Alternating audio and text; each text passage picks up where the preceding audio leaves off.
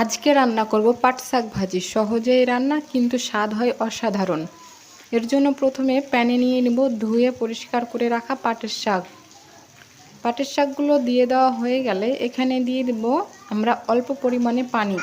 যদি কচি শাক হয় পানি না দিলেও হবে।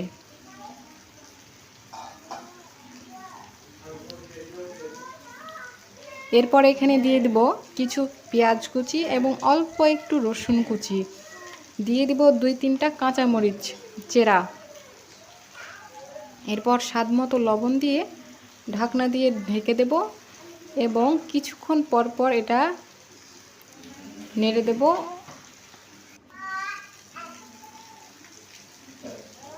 যখন পুরোপুরি শাকটা সিদ্ধ হয়ে যাবে, এ পর্যায়ে চলে আসবে, তখন এইটাকে এক সাইডে রেখে দেবেন।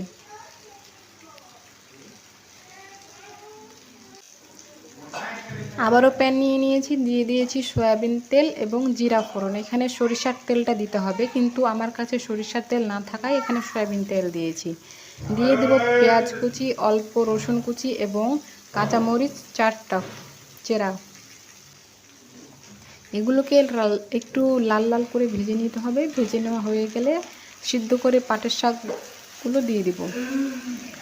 আবারও কিছুক্ষণ ভালো করে নাড়াচাড়া করে রান্না করে নিতে হবে, তাহলেই রেডি আমাদের পাটের শাক।